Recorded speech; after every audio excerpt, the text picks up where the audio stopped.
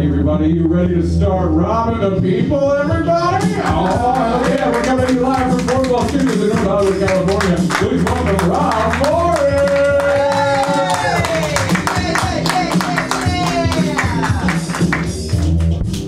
What's up, motherfuckers?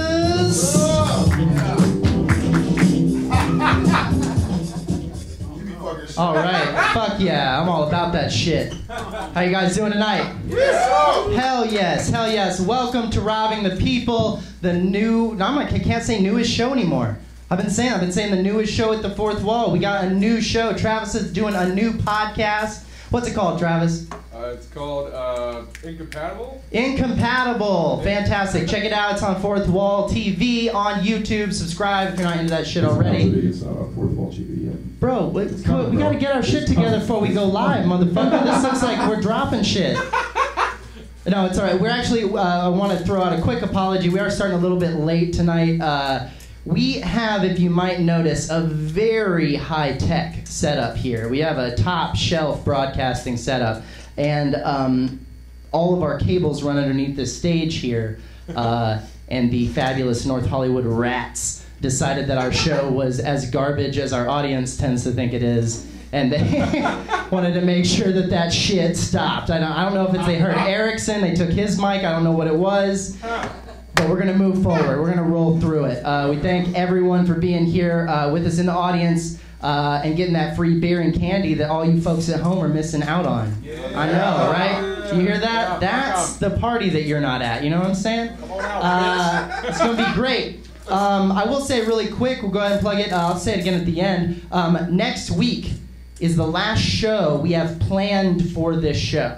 Like, it's the last one currently that we have planned. We might keep going. We might do another thing, but we haven't set any of that in stone. We said we'd do 5 episodes. This is number 4. The 5th one, the last one, theoretically, will be next week, 1 week from tonight, on election night at 11:30 in North Hollywood. So check that out. We will have either all the good news or all the bad news, and we're going to be either weeping or jerking each other off. I'm not sure. It's going to be one of those two, I'm sure. Maybe both. Who knows? Let's see how the night unfolds. We hope you join us for that. We're going to have Michael Regilio and Kyle Kreis on that show. Yeah, it's going to be great. Absolutely. They're very talented. Happy Halloween, everybody. Yeah, happy Halloween. It's weird, right, when a party holiday falls in the middle of the week. Like, that's always a weird thing. Like Halloween on a Wednesday night. Like, it's kind of like having, like, a half-hour orgy scheduled at lunchtime during a company picnic. You know what I mean? Like, it's like, I need more recovery time. Like, I can't go off and act like a savage animal and then look Betty from accounting in her eyes less than 12 hours later. You know what I mean? Like, that's tight. It's not fair to her. You know what I'm saying? That's just how it turns out. So what do, right? We need the whole weekend to recover for Halloween. So what do we start doing? We start partying on fucking Friday before... Blow it out on Friday, blow it out on Saturday, blow it out on Sunday, and then just diminishing returns as we actually get to the real fucking holiday. And then Wednesday rolls around, you're at work, someone shows up in a costume, and you're like, Betty, why are you dressed like fucking Raggedy Ann? It's almost Thanksgiving, you crazy bitch. What's wrong with you? Got trouble with Betty. She's racist. I don't... She might be. So, no, I say that start off with a little light Halloween humor because obviously it has been a horrific and tragic week in terms of violence, attempted violence, and all in the name of hating people because they're different. Whether it was successful, like the man who walked into a Pittsburgh synagogue and killed 11 people, or the man in Kentucky who walked into a grocery store and killed 2 unassuming, unarmed black people, and both of those cases were quoted in the moment, I'm here to kill these people because they're this way. Or they were unsuccessful, like the Florida man who sent 12 pipe bombs to Trump's critics, 2 former presidents of the United States, former Secretary of State, all with the intent of murdering these people because they think differently, because they don't agree, because they're the enemy, so they must die. This is not democracy, right? This is not how we should be solving problems. Let's just put the ethics and the morality aside, which seems increasingly easy for people these days. So let's just set that aside and talk about the fact that it's just not a good strategy, bruh. Like, trust me, here's what I know for a fact. There's a lot of confusion, a lot of things we don't know about this, but here's something I know 100%. These 3 men who perpetrated these heinous crimes, 100%, they have seen very little, if any, Game of Thrones. You know what I mean? Like, they do not know the lessons. You can't just straight up murder all your enemies and, like, eradicate the bloodline and then expect to rule shit peacefully. Like, it doesn't work that way. One of those will survive, and if it takes over a decade, they will steal your allies, build an army, and ride boss bitch dragons back up your asshole and take the fucking 7 kingdoms back. Like, they will do that shit, right? That is how it works out. I know some of you are thinking, like, who are the boss bitch dragons in this analogy? And it's women of color running for office. In case you didn't know that, they're coming, they're running, they're winning, so step the fuck back. Yeah, and the thing is that balancing power between people who disagree is the only way to keep shit together. Like, that's the only way we do it. It's never easy. It's never simple. It's always messy, and it never just works, but it's worth it because it prevents a situation where only one group of people are making all the decisions for all of us, which is never a good thing. Like, that never works out. The thing that bothers me the most, I think, is that all of this violence is coming out, and these people are freaking out, and it's right before this big election, and they're the ones in power. Like, I don't want to align the people who did this with the people who have jobs in the government too directly. I don't think that's fair. The people who did this are the people who are responsible. We're going to talk more about that tonight. But I think it's interesting that they're freaking out so absurdly and so violently about losing power when, like, dude, the pipe bombers dude is in the White House. Like, that's his hero. Like, Donald J. Trump's his boy. Like, have you seen his van they found with all the stickers all over it? It looks like a fucking GOP ice cream truck. Like, it's fucking, you know what I mean? Like, and it plays the creepy song and shit, too. It's fucked up. Like, it's loaded with all these stickers. This guy's guy is Donald J. Trump, and he's the president, and his party's in charge of the Senate, and his party is in charge of the House of Representatives, and his party is in charge of the Supreme Court and the governorships and the state legislature, and this group that has all this power is quaking in their boots about losing a little bit of it, if only in the name of checks and balances, and I don't think that's fucking democracy. You guys, at all? Right, that doesn't make any fucking sense. We got a week. We got 1 week, right? This is the way you do it. This is the way you really fucking do it. We got 1 week. I'm telling y'all, one way or another, this mad king will fucking fall. And the sword is in your hands, and you got 1 week to swing it at the ballot box, all right? Hell yes. All right, we got a wonderful fucking show for you guys tonight. It's going to be wonderful. We got 2 fabulous guests. I'm excited to get to them. Travis, take us there. Oh, fuck yeah. Give it up for Rob Morris one more time, guys. Fantastic stuff. Oh, it's time for the panel, everybody. Your first panelist is the very fantastic Hannah Mendelson. Oh, and also it's the main ginger himself. Please welcome Keaton McNown, everybody.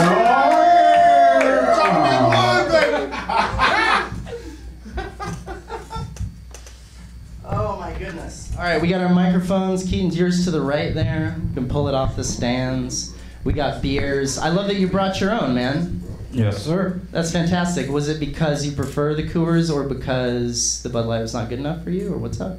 Dude, Bud Light's fine for me, man. I got no problems. It's alcoholic, dude. It's going to find a way inside me. I just want to let that line live by itself for a second. I think it's fantastic. I'm really glad you guys are both here. One of the things I do... Yeah, let's take care of it. You want to do a little, like a... Okay, it's fine. I want to point out really quickly, because I've said this on previous shows, and I just think it's an interesting fact. I don't know you two very well. So that's an important thing. I'm not like just bringing my friends on to be like, I'm right, good. All right, good night. Like, the whole idea is for us to really have a conversation. So let's start with the first topic, the first thing that I was talking about in the monologue.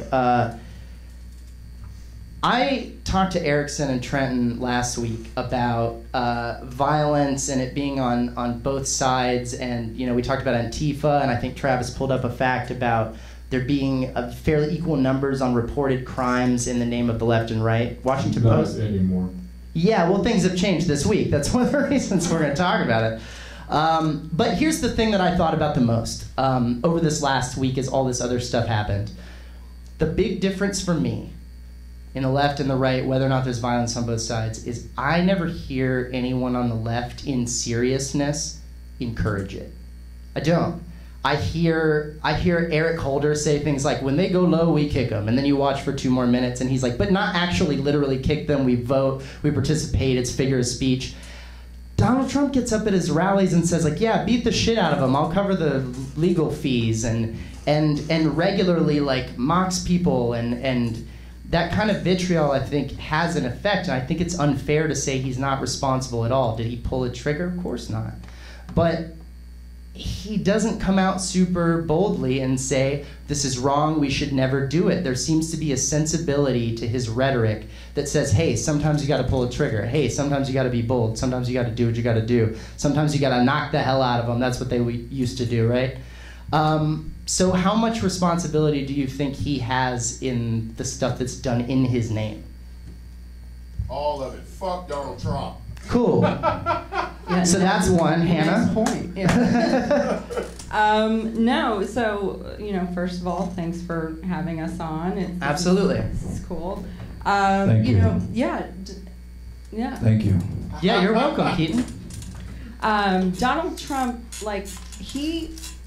whether he likes it or not, he's not just the president of the people that voted for him. He's the president of everything in this country, living and non-living. He's everybody's leader. He's commander-in-chief.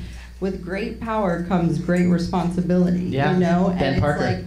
Exactly, smart man right there. Died shortly after, but right. Yeah, as those who are right often do. Got it in beforehand, and it's the fact that look, he has a solid opinion on so many things. He has a solid opinion on whether Hillary Clinton is, crooked enough to be sent to prison. He has a solid opinion on, being a friend of Mexicans because he enjoys a taco bowl on Cinco de Mayo every year. He has a solid opinion on everything, and it really strikes me as odd that it's like, dude, you don't have a solid opinion on people getting gunned down. You don't have a solid opinion of people like when they want to do things in your name, Right. And it's like, hey man, you're not just the president of the people who support you. You're the president of everybody, and you need to take a stance on this. You really do. Yeah. And so to say that he's not culpable, no, that's what happens when you're the number one guy. You're responsible for everything. Right. If you're Steven Spielberg on a set and something happens and someone dies, you're responsible. That's why, because we both work in TV, on the Greg Allman movie when they were shooting on the train tracks, and then a train came and Production assistant, right? AC, assistant wow, camera. yeah.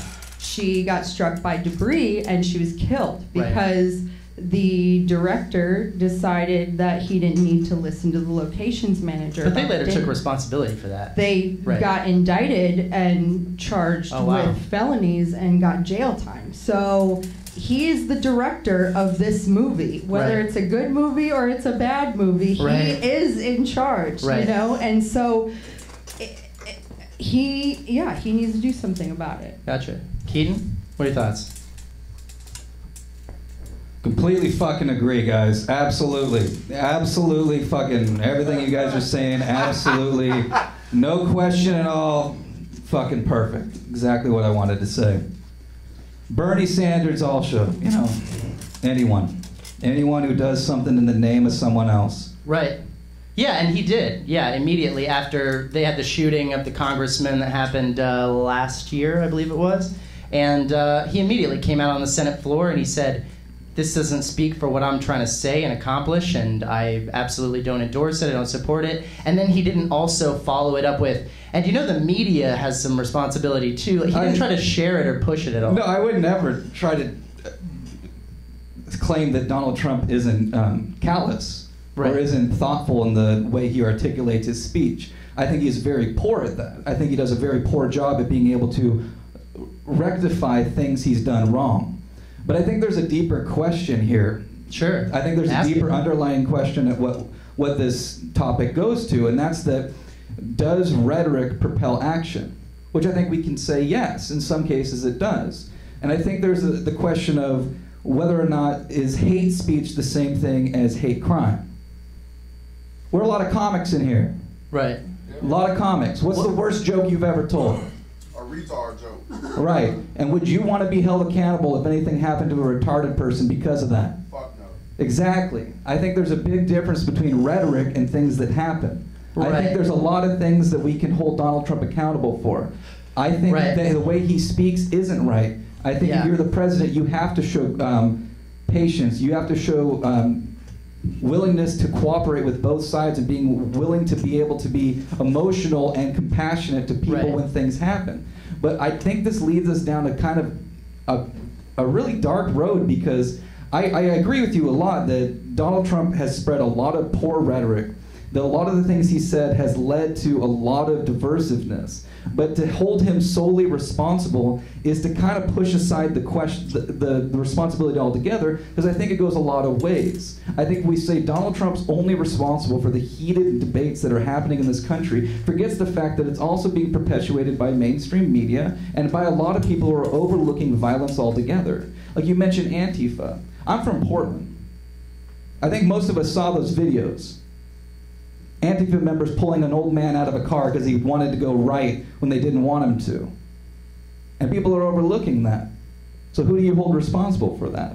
And we could sit here, and that's what I think is really interesting about this, because it's so current, is you look at a lot of the mainstream media, even today, it was just like perpetuating a state of fear. And I don't know, have you guys been outside today? What are you afraid of? North Hollywood. I'm afraid of North Hollywood. Dude, you came up and shook my fucking hand, dude. I didn't know what the fuck to do. But other than that, we're good. I think that's on you, man. But we're good. Exactly. That's my own fear. We're good. And when you perpetuate that, a certain amount of responsibility does have to come to mainstream media. And I would never argue against Donald Trump's rhetoric is callous. And it is insensitive. And if you are the president, you have to be willing to sacrifice your own ego and be able to say, I was wrong about this. Right. But the thing who is the mainstream media showing in all of this? Like, who is on the TV every day and, like, not condemning this? But the mainstream media should also have some form of responsibility for also condemning this. But they are. They do. But are they condemning it in the sense that this is a callous act? Let's stop the politics. Let's stop the rhetoric. But you can't remove the politics from it because he acted in the name of his political beliefs. Which one? Okay, well, that's fair. Let's talk one at a time. Which one? Are we talking about the bomber? That's what I'm saying. Let's shooter? talk one at a time. Let's talk pipe bomber first. Okay. Because that's the main one that the other two are coming out and performing hate crimes that, to my knowledge, and I haven't done the research, I don't know that the Pittsburgh guy or the Kentucky guy have said anything about Donald Trump. The guy from Pittsburgh, actually, Travis, will you look this up for me, buddy? Of course. So the Pittsburgh guy said he hated Donald Trump because he was a globalist following, not my phrasing, the Jews. Right. But also, at the same time, 24 hours ago, a guy did a drive-by shooting at a Republican club in Florida. What exactly do you need me to look up, Keaton? Just whatever the... Okay, but this just feels like splitting hairs here. This is like, I got one, you got one. I got one, you got one. And no, I hate that shit. And I do too. And that's the thing. That's the thing where Donald Trump comes in, because this isn't a red or blue issue here, man. This is a human issue. We have to stop killing each other. And he, like, something from him. That's all we're asking. Something from him to be like, hey guys, stop it. Well, stop it. I want to comment really quick on something that you said that I think is an interesting equivalency, because my brain went down this quick path. A second ago, you were like, we got comics in the room. Have you ever told an offensive joke? Would you want to be held responsible for that one joke you told? That's so interesting, because my immediate reaction was like, well, he's not a comedian. Like, he should be held to a different... Like, our job is to get up and talk shit, like, and lie and bullshit. But let me finish, because my brain immediately switched tracks and was like, well, wait. one could argue, and I love how it's portrayed in Michael Moore's recent movie, Fahrenheit 11/9. He maps it out really well in the beginning, which is like, we all remember when our main conversation about Donald Trump was, he's not serious about this. He's just doing it for his brand, he's doing it to sell books, and whether that's true or not, there is a followable trail of him not being that into this as far as his actions, but the first time he stepped out on stage to a massive rally, chanting his name, and he was saying things that they like. I mean, Keaton, do you think that as a comic who's at the level you're at now, if you walked out to like 40,000 people who were screaming for you, like in ways you cannot understand, it would affect and change you? We've never dealt with that. We get up on stage and talk all the time in front of people, but that kind of group of people, and so my point is... I'd assume I get my dick sucked, dude. I'm happy as shit. Sure. 40,000 people? It's a lot, so you got good odds, right?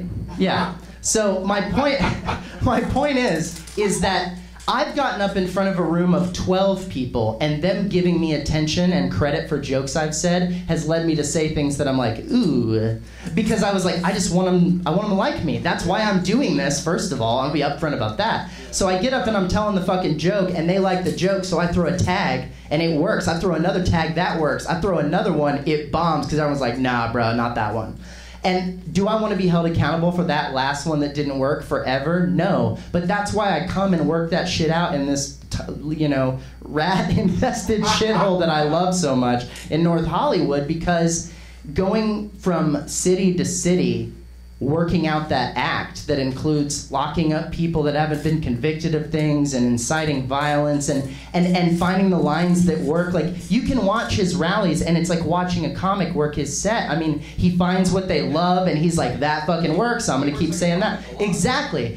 I'm saying that is a problem because that riffing thing is dangerous. I don't want every open mic I go to be recorded as who I am as a comic. He goes up and fucking riffs, and that gets recorded and put on CNN as who he is as president. And unfortunately, we have to hold him to that like it's fucking a real thing he planned to say. So I think that's a wonderful point, because if that's the case, then someone needs to set him aside and be like, okay, stop.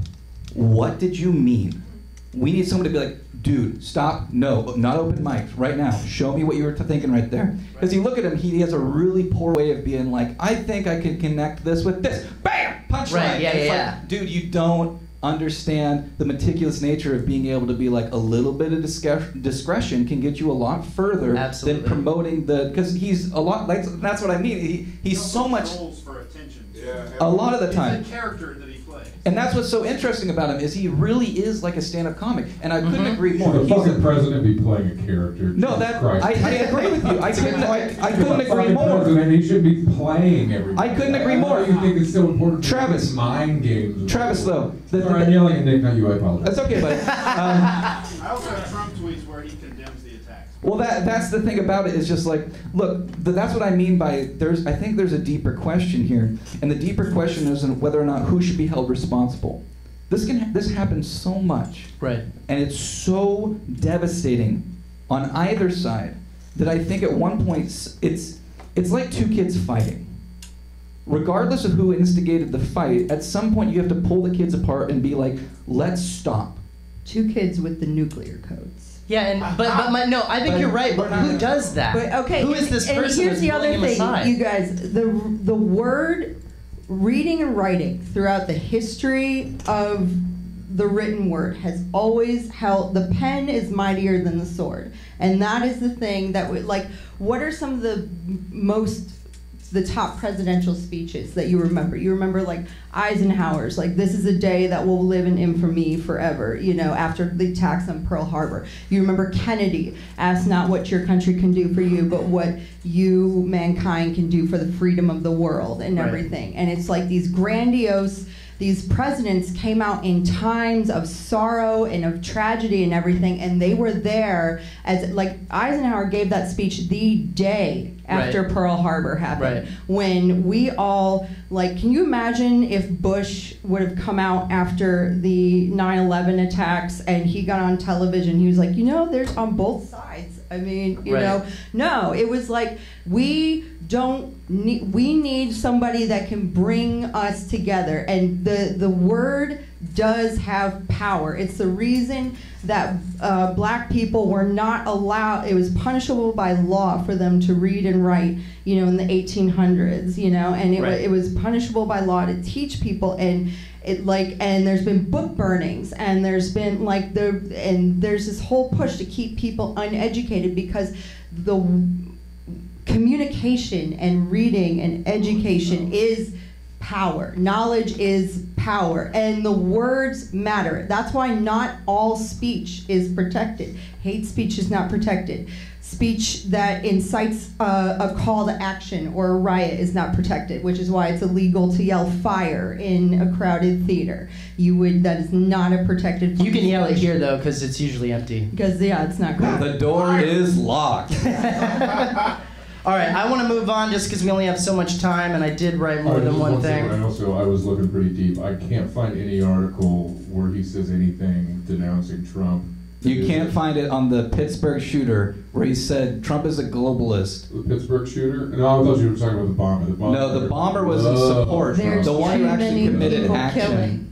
The Pittsburgh shooter? So, yeah. Just don't worry about it. Just don't worry. I had one last thing I was going to have you look up, and basically it's like, don't worry about it. All right, let's move on to the next thing, because we only have I so much love you, time. baby. You treat me so fine. So, this is a thing, every time I write these fucking things, and I always, my first panel discussion topic always starts with the word Trump, and then I go to the second one, and the second one does too, and I'm like, I fucking hate this, I want to talk about something that's I am.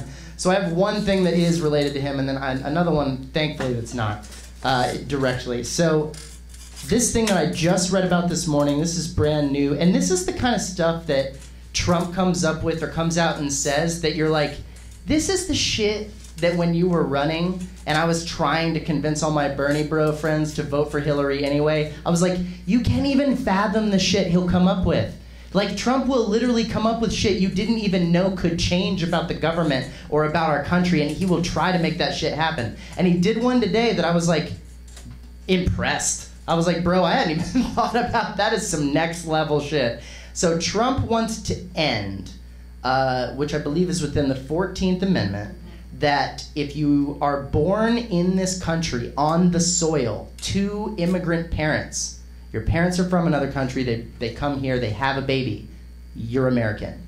You're born with birthright. You get a birth certificate, there's no debate, you're not a dreamer, you know, you're not one of the kids that was brought when you were really young, who's like, we should maybe, and we're having that debate. For over 150 years, if I'm not mistaken, the law has been, if you come here and have a kid, that kid is an American. Trump wants to sign an executive order getting rid of that shit. He thinks it's a fucking travesty that we're letting people become Americans. See, he's got a strong opinion on that. Very strong. And I'm talking like laws that have been in place for 150 years that no one's ever tried to push back on. You know what's really interesting about that, though? Yeah. Is it's in an interview on an HBO special that comes out on Sunday. Right. So we don't even have the full conversation. Yeah, no, you're totally right. We just have one little clip, and we go, another fucking stupid thing he said! And it's just like, I totally get you. And he can't even do that. He can't even do that. If we look at the actual legislation procedure, you have to go through multiple branches of government in order to do something like that. Also, it's in the Constitution. Yeah, you can't sign an executive order that eradicates an amendment. Of course it's not going to happen. Yeah. But that's what I think. But that idea that he's starting to put into people's heads of maybe this is a thing we should do. Oh, they got president for life over there in China. Maybe we should try that. Like, just floating these ideas has power. Has he ever said that? Yeah. When? He said they just made President Xi president for life. Pretty cool. Maybe we should try that someday. I'm not going to debate. He's a fucking idiot, man. I would never debate that. I'm just saying these small ideas have weight. They have ideas, but what's so interesting about it is I think the guy might be retarded. Well, he's in it, and that's the other thing too, where it's like he and so many members of Congress, of the Senate, and everything. They're all in their 70s. Like, think of the people that you know who are 70 plus years old, and if they're with it, all the time. You know, I'm not kidding. Like this. And if they use the phrase "I'm with it," then they're not. Yeah, exactly, for sure, 100%. But you know, and the birthright citizenship thing, it's a layered thing. I personally love it. Michael Emilio says in the comments, I had to repeat this, that $50 says when you get the full context, it comes off as even dumber. Fuck yeah, man. I love it, man. I love the birthright citizenship. I fucking love it. Like, how much cum is there in the world, dude? I fucking love it, dude. Like, I think when those babies come out, give them a cowboy hat, a little cigar, and an American flag. Welcome home, buddy. But, like, hey, you're not on the show right now. Next time, motherfucker. Or Nick Jordan. Next time, motherfucker. But it, like, are we? I think all of us agree it's a good amendment. It doesn't address like. I'm not amendment, dude. My thing is like, you. Why? Well, like, okay. Why do you want to get rid of it, Donald Trump? Like, why? What is the problem that it is causing, and what is the solution that? So hold on. And so, and so it's like it's immigration. It's like we don't want more. Okay, so it's like, well, okay. Me personally, I think it's not that big of a deal. I looked at the numbers. It's a few 100,000 babies a year, and also like. You have Lindsey Graham standing up being like, hell yes, my family's been in South Carolina since the fucking colonial days. But it's not about that. And so, well, it's not. It's not about things you can accomplish that are going to change what's happening. Right. It's about changing the idea about how things are being thought about. Because if you're starting to say that people who are born to immigrants as... What do I have to do to keep your attention, Keaton? You gotta get a beer. What do I gotta do? Beer. I thought we had enough. Oh, this is my bad. Oh, you're talking, John. Helping us out. Thank you, brother. Everybody. But no, this is our top-notch audience. It's like, for me personally, like, immigrants are a great thing. They immigration, and I think even looser immigration. I'm a total Bernie in this sort of way where I think let them all fucking in. What is it like? I don't think that's his stance. Yeah. No, well then I'm even more so than him because it's like if you look at our birth rates in the past like decade and a half, it's declining. Mm-hmm. Our country and the way our economic system is built is that the younger generations will always be working and paying taxes and paying into Social Security and all the entitlement benefits and everything, paying for the people collecting on them now. We have less people than we've ever had paying into these things and everything. And so there's a lot of communities as well where it's like these coal mining communities or these like, farming communities where it's like there's no new do you have a point to make? Would you like? I thought y'all wanted audience feedback. Yeah, well, audience feedback is the same as talking to each other while she's trying to make a point. goddammit. But from respect for my guests, motherfucker. Okay, well, like, what is your problem with immigrants? No, my problem is with that argument of like the birth rate. You don't know what my argument is because you were talking during the entire thing. Exactly what it is. What is my argument? I'm about to restate it. That the birth rate is lowering, so we need to import immigrants to up the population. We're not importing. We're not making it harder for people. Like, what is people talk all the time? The people need to immigrate the correct way. What is the correct way? By applying for citizenship. Okay, what is that process? I have a friend right now from England. Hey, Travis, will you look up the process for citizenship? I know what it is. You have to have at least $5,000 minimum in your bank account. That's just a fact. Unless I guarantee you, no one in this room potentially could immigrate to any other country, even if they wanted to. Unless you're seeking asylum. Here's a because seeking war crimes and stuff like that's completely different. However, they're going to put you, especially like with the Syrian refugees, they're going to put you in a camp, and that's going to take you have to go through 22 different processes before they can grant you access into any country, not just ours. Not just any country, and that's a really interesting point. I listened to someone really, I listened to a really interesting biography the other day where they're talking to World War II veterans. And a World War II veteran was talking about how he immigrated from Italy into America. An Italian immigrant, turned around within 5 years, went to Italy in World War II, and killed Italians. Wow. You know why? Because he was an American. because he wanted to be an American. And I think that's fundamentally the real question to ask. In a way, you could call him Antifa.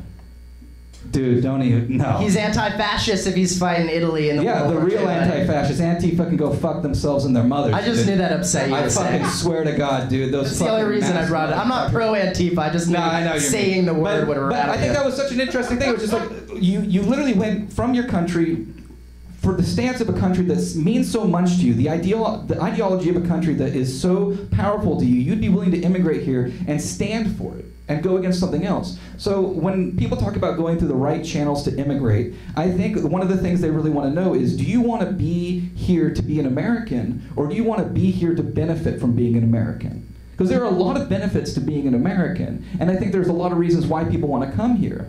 But the question is does that incentivize people to want to come here because of the opportunities it provides, or do you want to come here because you want to participate in what it means to be a part of this great country? Isn't that why are those feel like the same exclusive things? Like, well, that's just it. Well, no, you can't collect benefits unless you've paid into it. That's the thing. Not necessarily true, because kids with the birthright citizenship automatically get incentivized into the welfare system. Right. Okay, but then if they go get a job, they pay taxes, payroll, and then that's assuming they go through the right channels. They want to. Okay, so they go through the right. They have their. Then absolutely, I want them to stay here. Yeah. If you come here for the right reasons, you want to be an American, you want to contribute, you want to be a part of this society. How many babies are here for the wrong reasons? Then I think they should. Well, that's just it. Is if someone can grow, we can have them grow. The question's so interesting to me, because it's like, if a child's born here, were they conceived here? Were they conceived out of an interest of wanting to be an American, or were they conceived here out of an interest of wanting to stay here? It's a baby. I want to say, just for the record, I don't care. Yeah, I don't. It doesn't matter to me what their intentions are. But that's where the real argument comes into, is if you look at a lot of the problems, particularly here in California, look at the welfare rate that's gone up in this country, in this state alone, based upon birthright citizenship. Yeah, but my insistence, and this is just as someone who grew up surrounded by poor people in the South, the notion that people are actively trying to not work, trying to participate in welfare instead of having a job or instead of contributing to society, those are the exceptions that prove the rule, man. Let's look at something else. Let me tell you something else. No. Let me tell you. Let's look at something. Let me make my point on my fucking show for 1 second. My point is that there is this regular argument that I hear all the time, that there is this welfare state, this massive population in America that we're all paying for, that wants to sit on their ass all day and collect a fucking check. Are there people who do that? 100%. My sister is one of those people. My sister's filed for disability so many times and had so many lawyers tell her, enough, you're not getting it, go to work. Those people exist. But the numbers on those people, I know, because I know 10 people for every one of her that are collecting some sort of benefit from the government to get back on their feet, to contribute to society, to fill in the gaps that their low-wage job that they're working 40, 50 hours a week doesn't cover. The highest recipients of welfare in our country are the Waltons. They are the people who run Walmart, who don't pay their employees enough money, a living wage, to get by. So then we all have to fucking pay in so that they can have food stamps to fucking cover the money they don't get paid enough at their 40-hour-a-week job. Also, and then they take those food stamps back to fucking Walmart and they win twice. So the idea that the welfare state are a bunch of lazy motherfuckers sucking us all dry, I can't even hear it anymore. It's all the people at the top. Your sister gonna kick your ass and put her on blast. The Waltons are the family from Bentonville, Arkansas. That's have to do with the welfare state? they're the founders and owners of Walmart. Let me lay this out. No, let me lay it out one more time. And public pensions that we give to that is actually what takes up a quarter of our budget at the federal, state, and municipality level. Yeah, it is welfare. But that distracts a little bit from the main point that I'm making, which is when you own a corporation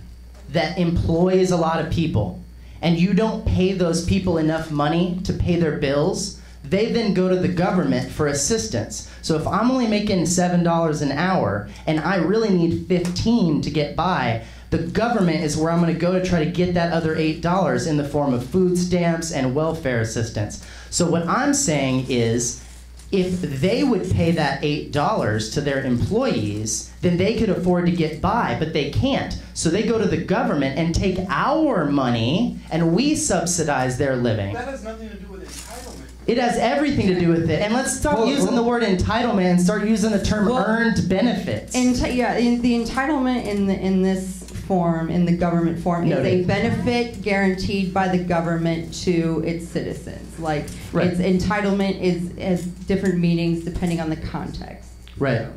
Go ahead. Last point before we move on to the next thing. Cool. Anyone hang out on Skid Row? I've been there. Sure, I'm familiar with it. For lift. I had a customer who had a warehouse, so I spent quite a bit of time down there. What's it like there? It's fucked up. It's a third world country. It's not America at all. Okay. Kind of. Every person on Skid Row is an American. Yeah.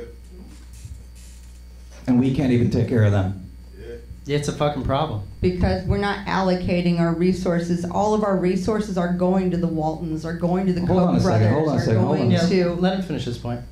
It's going to the NBA and NFL players, The owners. The players don't make shit compared to the owners that own them. We have Americans who are suffering. Yeah. We need to help them. I agree. And I would never trivialize someone's attempts to better themselves in this country. We're all working hard. We're all doing our best. We're all trying to find a way to pursue what we see to be our life's liberty, our pursuit of happiness. Everything we can do to try to pursue something that would better ourselves. You know what people really need? A bigger goal. Now, I have a lot of family who works in the mill. Right. You look at this wood right here on this stage, the wood in the truck outside is from Roseburg Forest Products. That's where I'm from, Roseburg, Oregon. Work in the mill and work hard. And they pursue a better life by working hard. I would never trivialize the fact that the position they're in is because of the position they're working or the amount of work they put into their lives. But you know what every one of them would say? They're happy with the work they've done. And I think that a welfare system is exactly what we need to help people get along. But we have to also question the fact that at what point does it stop being a way to help people and start being a way to sustain people? And I think moving away from a system that says, I completely agree with you guys, because a system like that where it says you're in this position and you're going to be perpetually stuck in this system leaves you in a state where you will work to the ends of nothing. You will work with no benefit to show from it. And I look at every one of my family members who's worked in a mill like that, and I want them to be able to succeed. I want them to be able to have the things they need to survive. And it's always so interesting to me because they are lean right, and they're against the welfare system because there's this perpetual state of whether or not there's an equality of effort. And I think everyone who tries deserves a right to get forward in this country. Do you think there's a chance they've been fooled a little bit? Like into thinking, because I think... Well, how did the babies that are born here, how does that take anything away from them? When we start to expand, like you were talking about the Bernie... Because we all come from immigrants here. Unless you're Native American, full-blooded, we all come from... That's one of the most confounded arguments out there. Like it's less than... Our country's less than 300 years old. That's before there was a country. Less than 300 years ago. There was no welfare system when there was no country. We're all immigrants. I'm an Irish immigrant. My family's Irish immigrants. I totally agree with you. We're all based on that. But the fact of the matter is, are we pursuing the American dream, or are we taking advantage of the American dream? I think on aggregate we're pursuing it. Yeah. I really do. Aggregate. And I think that Sounds like your sister's taking advantage of it, dude. I do. I know, absolutely. But I'm taught that my whole point of bringing her up is that she's the exception that proves the rule. She is not the majority. She is the few and far between. Out there, dude. I would argue I've been out there, dude. 100%. Where are you from? I'm from Texas. What part of Texas? Rural Texas. I grew What up part on of cattle, rural Texas? Comanche, Texas. I'm from Como, Texas, bro, outside of Dallas. Okay, so you get it too. We're talking about the same and you're fucking telling group me of you don't people. see a lot of people like that? I'm saying that what the How welfare many of them? system? How many of them have parents who were born? No, I started from the start. I completely support birthright citizenship. I think if Yeah, we're on someone the wants same to be page about here that. and you want to be in this country, you want to pay taxes, you want to support this system and live the fucking American dream, you're welcome here. And if people don't, get the fuck out, man. Okay, sure. But what I'm saying is that the people that I grew up around know, on the whole, of the people who I know, who I've grown up around, both in inner city Austin, outside in the suburbs, the cattle ranch where I grew up, all of those places and all the people I've met, sure, I meet some of my sisters, but on the most part, the people I meet who are taking part in those programs that we've all paid into are not people like her. They're people who are trying to participate. And I think that the big scheme and the big con on everybody is that the rich folks have convinced all us poor people to fight amongst each other. And I'm supposed to blame the guy whose skin is a different color who's on welfare for the fact that I don't make enough money. And it's not his fault. Why do you assume everyone whose skin's different from you is on welfare? No, I don't. I'm saying that that's the argument I meant to believe. No, let me... No, this is a completely trivial argument. It's going in circles, and I've watched you guys go in circles for a while, so I have to break this up because I'm going to read a fact. Which is the Census Bureau from 2012, which is that 56% of people who enter government programs stay on it for less than a year. And then, let's see here, 40, no, that's not the right step. 40% stay on it for more than 2 to 3 years. And then the last remaining percentage would be 4% stay on it for 5+ years. Look how much money we spent on the welfare state. So what you're saying, people like your sister technically are only 5%. Right, exactly. So 4%. Nick, booze and cheers. You can ask questions when you're a guest. Come on. The shit trickles downstream every time, you know, and so it's like, if that's what we're seeing at the top, that's what we're seeing from our leaders. It's like, just take, grab as much as you can, you know, and fuck anybody else, fuck anybody that's not me, you know, and I think that's what needs to change. We need to see some leadership in like, hey, I don't need everything. I don't need to be, my life goals aren't to be Smaug in The Hobbit and sit on my fucking pile of gold in the cave. And why not? Yeah, because that's what kills him in the end. Like, in a fictional novel, in a fantasy novel about a dragon. Hey, there's lessons to be learned from fiction. What's the next subject? This is just gonna keep going. No, it's fine. Let's move on to the last thing. We got just enough time for the last thing. If you want to be a dragon and you know, not use your dragon strength and just sit on your pile of gold. There's detriments to greed, 100%. Last question. Let's talk about the last thing. Non-Trump related, non-immigration related, non-welfare related. If any of those things come up during this topic, I'm shutting the show down. It's over. So here's the last thing. I find it fascinating that the NRA is as effective as it is. I think it's so interesting. And this is someone, I'm from Texas originally. I own guns, I always have. I own one right now. I'm not anti-guns. I am pro-sensible gun control. Those are my personal views on it. But here's the thing. I just don't see any progressive lobby ever compete with them. Like, the only other lobby I think that kind of competes with the NRA, and when I say competes with, I mean like managing to accomplish legislation that's widely not approved of. Like, they constantly prevent votes on things that the American people poll in majority of, like background checks and magazines and stuff like that. And they're so fucking powerful. And I'm curious why, like, the progressive healthcare lobby can't get there, or like, you know, pharmaceutical companies are kind of up there in pulling things off at the same level. And I don't remember the last time there was a progressive cause that could keep up with that. Like, their organization is just not fucking there. I love the left, but fuck, they lose so much. And so much of that has to do with organization in the way, and NRA is like the greatest example of it. They're so fucking good at like getting all their people in play way before the operation goes down, and then when it does, they're like, oh, we don't have to worry about this. Like, 15 kids got shot, whatever. We got like 30 congressmen that are 100% on board with us, and then we have even more that we're pretty sure are good. Like, I don't understand what anyone else would have to do to compete with that. Any ideas? I mean, we're not political strategy experts, but it's just like, that's so weird to me that they've managed to pull that off. Is it because they have an amendment? And it's because ACLU's not as good as them, and they have an amendment. They've literally just been around the longest. Like, the NRA started right around the time of the Civil War, when it started. And it started because, you know, the Union Army was saying, oh shit, none of our guys can shoot. Like, for every, you know, 10 bullets they shoot, they maybe hit their target, like, once, maybe. And so it There's started. like no way you know that. I looked it up.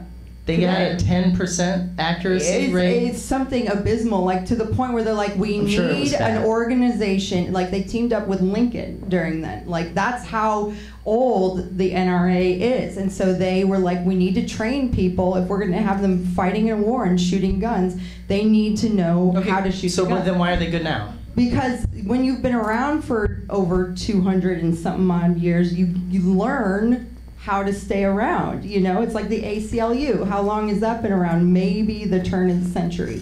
You know, or like the healthcare lobby, like universal healthcare. How long has that been a talking point? A couple. 20 minutes. Yeah, exactly. The NRA has been around since you know, there was a union and a confederacy. So they're old. Keaton, what do you think? Socialism's been around for 50 years. What's the question? The question is, how could any other lobby compete with the NRA if they wanted to, in order like to accomplish their goals? Is it possible?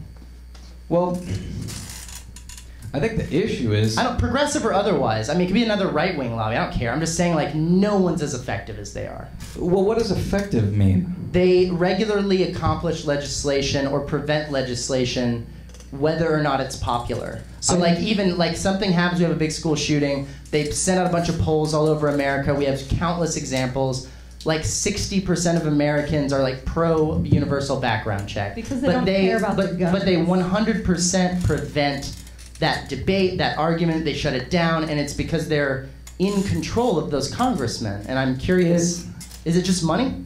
No one has as much money as they do? Well, no. No way, that's not it at all.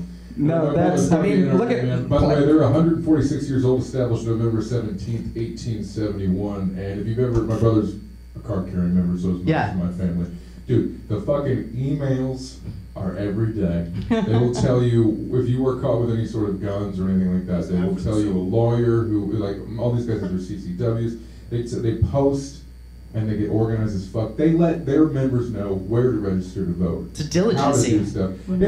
It's more organized than any other group on the fucking planet. Yeah. It's impossible. remarkable. It's impossible to beat. It's one of those things where I'm a complete pessimist because I do not believe the NRA or gun laws will ever change because the NRA is the most organized fucking group on the planet. That's well after the Civil War, isn't it? 1871. Like Yeah, 6 years. 65. It's not much. I think it could have something to do with the fact that they're a single-issue party. Yeah, that's a good point. There's nothing else and they're so extreme about it that they're like, all guns always for everybody always. So it's an easy position to take. It's simple. And they've passed gun control measures in the past, and they've limited. And it's more. I mean, there's a thing. They have a weird way of like listening to the people where they can stay relevant and stay around, and it is fascinating. I'm like you, like I've shot guns before, like I know a lot of people that have guns. Like I'm from Missouri, man. Like all you need to do to get a concealed carry permit is wait 3 days and have a pulse, and like you can have, like, if you watch the video on it, like the training video, it's like, this man has 22 guns on him, but because he concealed them all, like, and I'm like, yes, have a gun, and like all that.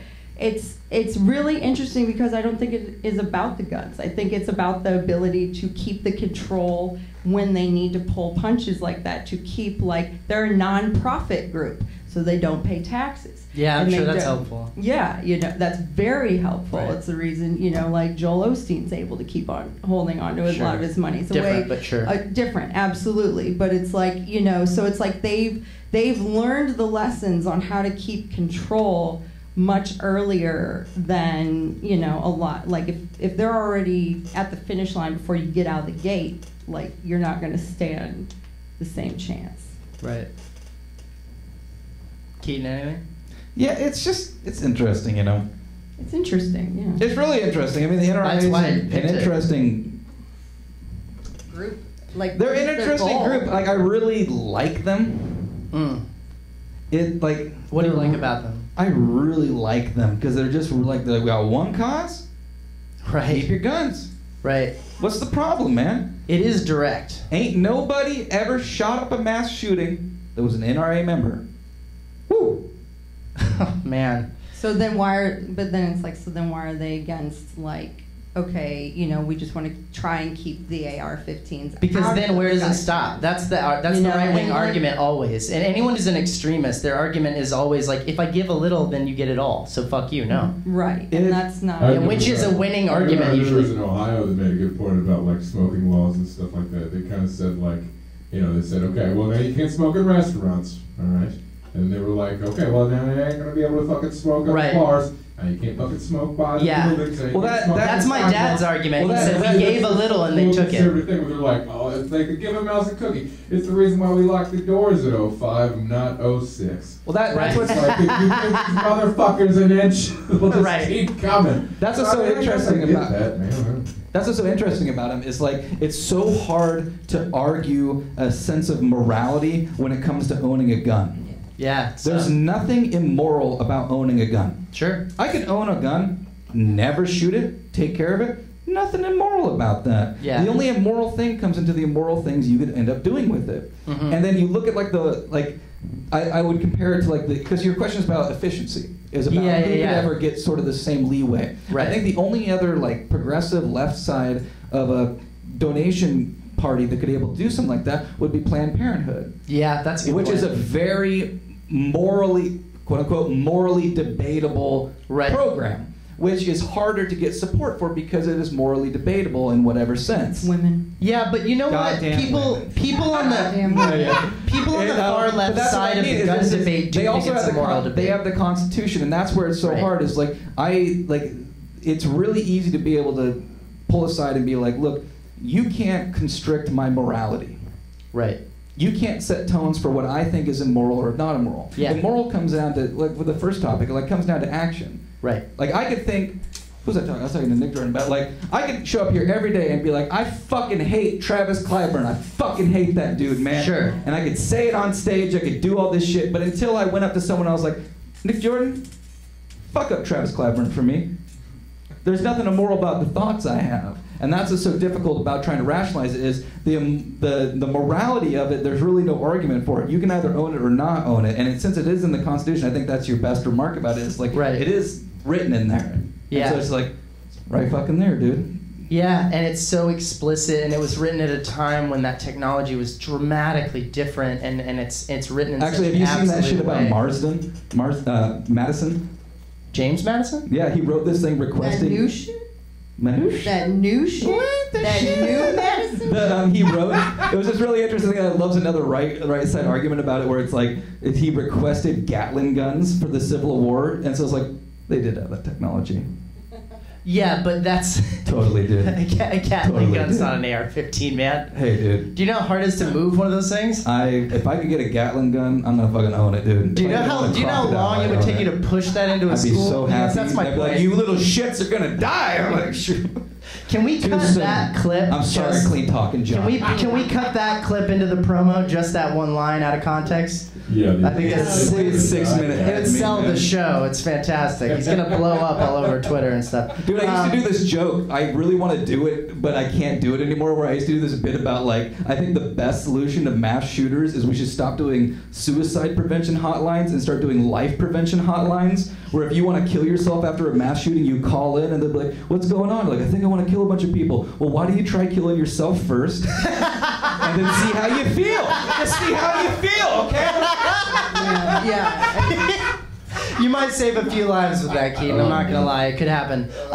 Really quick before we close it out, is there any comments or anything on the There's feed we some want to pretty throw good out? ones. I hope that they're going to potentially start an argument, but let's just make sure they don't. Well, we don't have time for that, so. Let's see here. Give me a second. Also, Smog died because of an arrow to the heart. Yeah, because he was too fucking obsessed with his gold. It's No, the true. same He thing. had wings. I know. No, he had no wings. argument since it's He the end could of the fly. show. Then, of course, Virgilio does make a really good point. 'Cause he said there's no moral, there's nothing immoral about owning mustard gas or a nuke, and that is a fair and valid point. And that's illegal. But also kind of true. Yeah. But also, Dude, I want to own a tiger. If I could own a tiger, and my entire family has raised tigers, and I've been around tigers, and I know how to dissemble a tiger, and safely unarm a tiger, and if someone shows up at my school with a tiger, and I have a tiger on me, and I could stop that guy with a tiger, I want to own a motherfucking tiger, dude. No, yeah, it's legit. It's fair. If you've ever seen him, That's why there's tiger sanctuaries all over this USA! country from every USA! of them. USA! he can take apart and reassemble a tiger in like 90 seconds. This is my tiger. I hope you just met on it. Oh, that's so funny.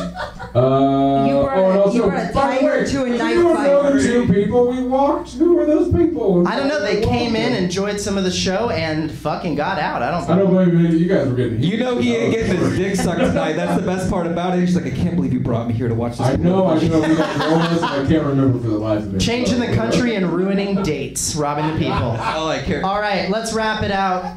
I want to thank Hannah Mendelson and Keaton McNown for being my guests. Let's give a round of applause for them. Thank you guys to our live audience, those who remain, who were not driven out. It's almost 1 in the morning.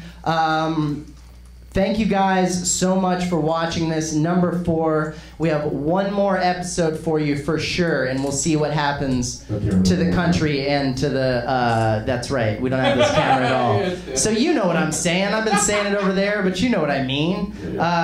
We have one more show. We got one more show that's guaranteed that we cannot count on. Do you think there's any chance that they're listening to me? No way, right? I hope so, dude. Like, bro, how am I supposed to keep up with your nips? Like, that's not possible. Did you just show a nip? Dude, he went full nip during my closing remarks. Oh, let's go to the Just promo, the too. nip, just to see what it looks like. Jesus Christ. Just the nip. You're getting cut up in this promo, dude. All right. Thank you guys for watching Robbing the People. Number 4, fantastic. We'll see you guys next week. Let's do it.